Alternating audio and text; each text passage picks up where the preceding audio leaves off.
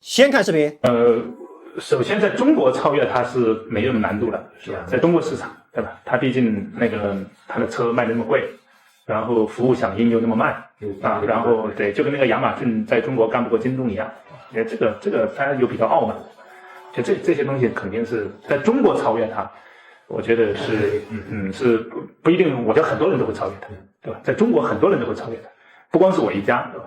你这又是假酒喝多了吧？说人家的车卖的贵，好像未来的车没有一台比特斯拉便宜吧？自己不尴尬，尴尬的就是别人。你跟人家是一个级别的嘛？比技术，人家火箭都能回收了；比销量，你还没有人家一个零头多吧？比吹牛，那倒是你厉害。我现在终于知道马斯克为什么说他不需要广告了。你这是硬碰硬撑啊！天天光靠沙发、冰箱和吹牛，怎么去超越人家？首先我不是马吹啊，承认别人优秀不难吧？你在江淮老老实实造油车的时候，比亚迪就在国内做电车了，人家都不敢这样说吧？与其天天贬低诋毁别人，还不如拿别人当标杆，老老实实的搞创新。你们觉得呢？关于特斯拉，他说特斯拉有的我都有啊，我都会啊，我有的他都不会啊，这有什么呢？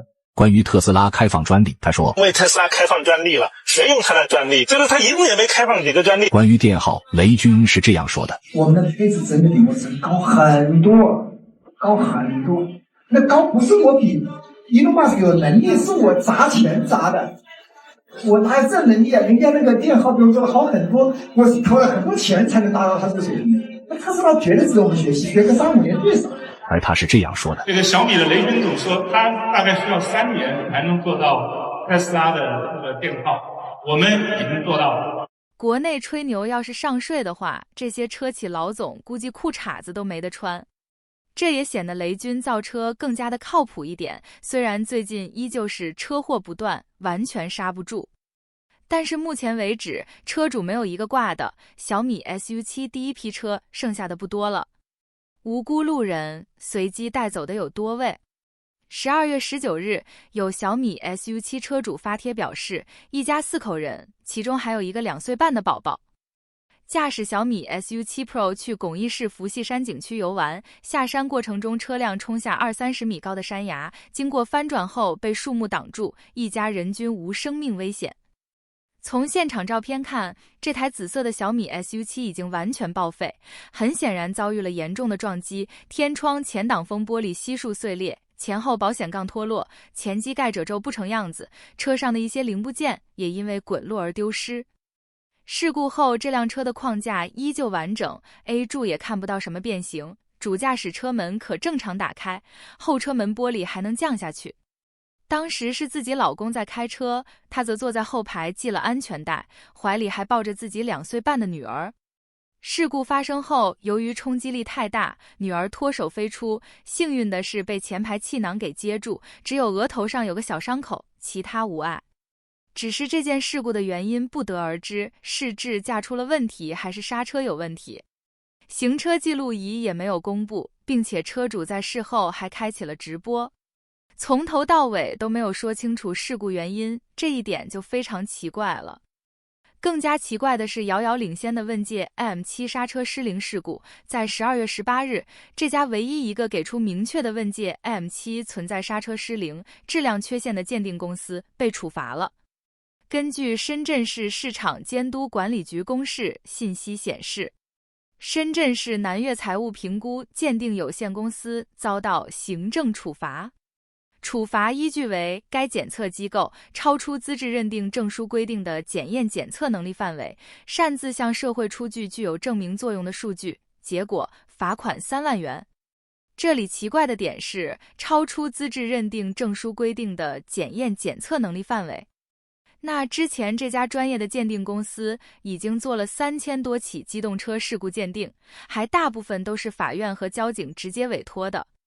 这些事故都算什么？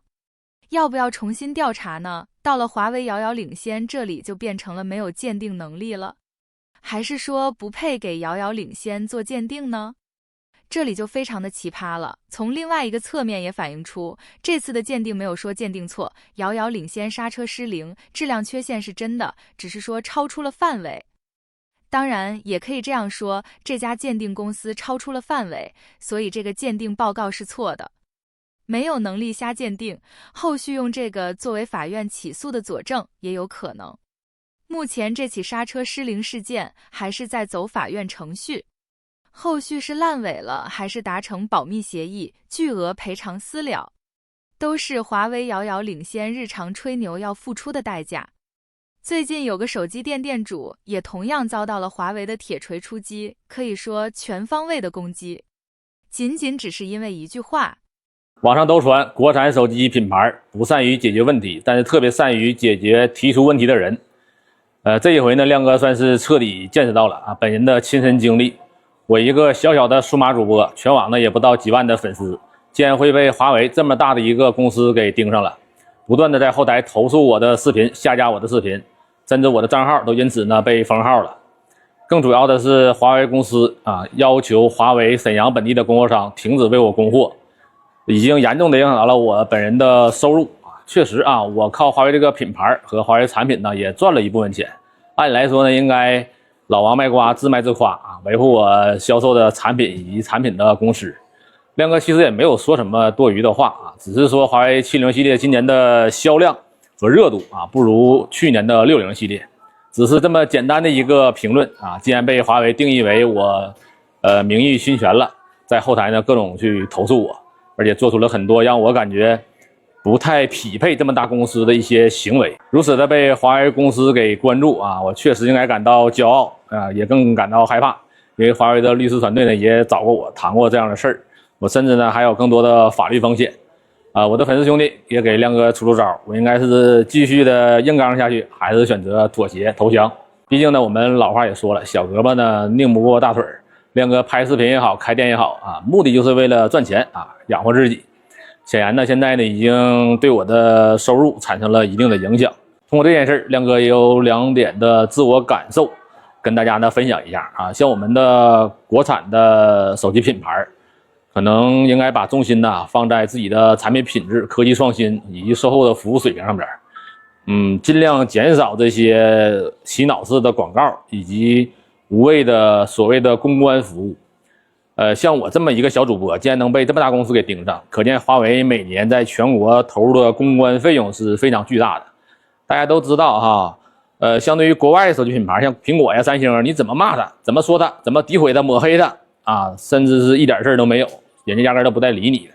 但是国产手机品牌可以说是说不得骂不得，而且呢，国外品牌呢，你怎么夸它，怎么表扬它，它也没有广告费。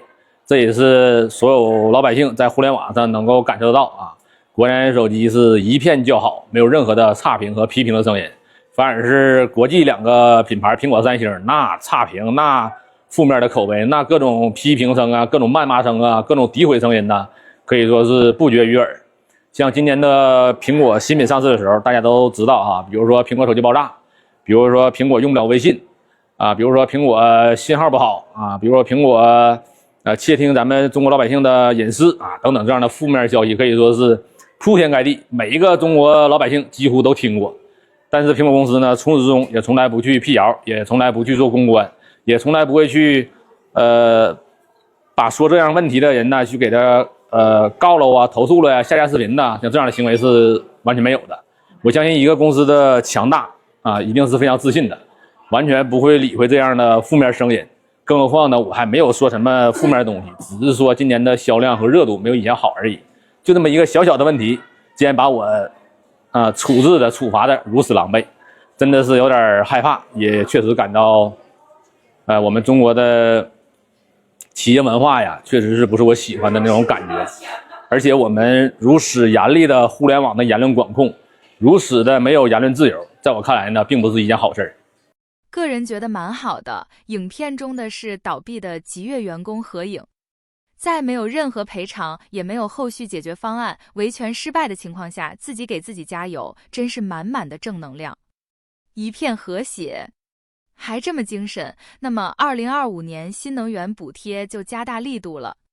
总结起来就3点。第一呢，就是补贴的范围扩大了，首次购车者纳入了补贴范围，国4排放标准和10年以上的老车也纳入了补贴范围，另外跨省购车也纳入了补贴范围。核心总结起来就8个字：刺激消费，安抚民众。不是一听年审 OBD 检测就骂娘吗？这回给你点补助算是可以了吧。第二点是补贴的力度加大了，据说财政部提前下达的补贴金额大概在130亿左右，金额后期也可能继续追加。听说啊，北京地区的补贴金额大概在13亿左右，另外还有15个省份呢，补贴金额也超过了3亿元。第三点呢，就是实施时间，这个政策呢，预计在2025年的1月1日开始执行，所以说今年没买新车的朋友就不要买了，因为今年买了也没啥补贴政策。另外，关于燃油车的置换补贴 ，2.0 排放以下的补贴1.5万，如果换新能源车直接补贴2万。尽管如此，清醒的网友直接呼吁别买。老百姓们，你们也稳住劲儿，手里头有车，千万别换，全都是资本套路。为什么让你们去加大力度买新车，人手一台小新车？今年给你补贴3万、2万，之后吞掉你的4万、6万。把柄在人家手里，最后人说啥是啥，你们无处反驳。最好的方式就是不要跟着热度走，乐意补贴补贴，我就不换。手里攥着钱才是王道，所有资本的最后全是让老百姓们全民负债，让你们工作12个小时、18个小时，全民动起来，这样才让有些人有利可图。新能源是绝对新能源吗？用我16年的书本经验告诉你物理的一个能量守恒定律，不是啊！新能源用电最大的还是靠火力发电。火力发电主要烧的还是这个煤，就相当于把我们汽车的一个3元催化加大在一个大烟囱里面集中了，变相的掏空老百姓的兜。你们要相信啊，没有绝对的新能源，只是拆东墙补西墙，表面转移到让你们看不见的地方下手。不要跟风，坚定自己的兜，跟圆的说话。没有钱是万万不能的啊！听懂没有？丰田最强的对手来了，本田日产30准备旗下的控股公司进行经营整合、资源共享，主要目的就是全球范围内对抗丰田。很多人可能不知道本田日产自成立以来基本就没合作过，不能说死对头，那也绝对是水火不容。丰田和很多公司合作过，比如丰田的爱信变速箱可以给国产用，给大众用，给沃尔沃用等等，甚至丰田还和宝马合作，给宝马提供一些氢能源的技术。但丰田的爱信变速箱唯独不给本田日产用，不是说本田日产的变速箱不好啊，而是他们那种好的变速箱基本都在中高端的油车上，比如本田的10i，那都是高端货，高端车型上用的。爱信就不一样了，成本低而且性能好。举个简单的例子，大家就假想一下，本田日产的一些车型如果配上了爱信6i、8i，得是什么效果？比如 1.5T 的思域、雅阁加爱信6i， 2.0T 的天籁加爱信8i，这得是什么产品力啊？同级别无可争议的最强，但现实是就是不给你用，这就是老乡见老乡，背后捅一刀。可以给别人用，就是不给你俩用。丰田控股斯巴鲁日野大发，同马自达、雅马哈2个小弟深度合作，所以现在本田日产30也要联合起来资源共享、技术合作对抗丰田集团。日系车呀，彻底分为2大派系，这是我们乐意看到的情况。正面的竞争，而不是恶意的内卷，会有非常多优秀的产品诞生。反观国内车评人，他们给我们灌输的思想是国产品牌联手对抗合资，打败进口，纯粹是忽悠人的漂亮话。国产品牌的竞争对手，主要就是国产品牌和日系品牌之间的竞争是一样的。有些车评人把国产品牌描述得很和睦，用谎话去营造一种同仇敌忾的氛围，夹带私货。什么私货呢？第一，说这种漂亮话，哪个国产车企他都不得罪，所有国产广告他都想接。第二，营造国产车企之间的假氛围，去转移视线、转移矛盾，凝聚没有独立思考能力的观众去骗取流量。比如哪个国产车出故障了，有热度了，他不直说，他引导观众去想，合资车是幕后黑手，进口车是幕后黑手，编这种瞎话，做这种引导，你自己不恶心啊？我们有些车评人就是恶意的，在塑造一些假想敌，去转移大家的视线。观众遇到这种车评人，你就该拉黑了，他在往你脑子里灌水。可能有人说不对啊，国产的崛起让合资更便宜了。这是非常错误的观念，真实情况是政策向电车倾斜，打压了油车。其实新能源从未成功，你看看我们每年出口那么多车，80%还都是油车。举个例子啊，在国内一汽丰田最大的竞争对手是谁？就是广汽丰田，他们有大量的姐妹车型儿，如果广汽丰田没了，大家都会去买一汽丰田、德系和日系，它也不是主要竞争对手。喜欢日系车的他不会去买德系，但是喜欢日系车的他会在丰田、本田、日产、马自达里面选择。一汽大众为什么销量高？因为上汽大众不行啊，而且大众这个档次的德系车，你选择只有它呀，这才是最正确的国内汽车市场环境。希望大家清楚地意识到是哪些车评人在往观众脑子里灌水，夹带私货。大概还有1个礼拜就要毕业了，我要鼓起勇气说这6年来学校最让我难受的3个问题。第一个就是老师会拖堂，这太常见了。课间的总共就10分钟，老师拖堂几分钟，提前3分钟打预备铃，我们几乎没有完整的课间。不夸张的说，上厕所的时间都很紧张，所以这6年里我极少的时候在课间大解，除非真的忍不住，时间太紧张了。这一点真的是痛苦的记忆。还有就是我们学校的教学楼是5层，这个规定呢就是不管在几层，课间不准上下楼，只能在楼道里面活动。所以就是课间的时候，我们学校的操场也没人。还有一个就是升旗仪式，每一次升旗呢都会出现各种的状况，比如说吐了、晕倒、送医务室的情况每次都有。其实升旗仪式用不了多久，主要就是领导讲话很慢，时间很长，每次都要40-50分钟，我们根本听不进去。因为我们站在操场，昂首挺胸的迎着太阳，领导都是背对着太阳，在教学楼的阴影里。我有一次当升旗手，升旗后我站在了阴影里，只感觉领导讲多久都没意见，那感觉是真好。第3个就是我们学校有图书馆，墙上醒目的写着书是人类进步的阶梯，但这6年来我从未踏上过这个阶梯，因为图书馆根本不让学生进，具体原因呢咱也不知道。不过好多小学都没有图书馆，我们学校起码有图书馆，只不过不让进而已。我想很多学校都有类似的问题。想了想，为了学弟学妹们，为了对得起我的红领巾，我还是把这个视频给发了出来。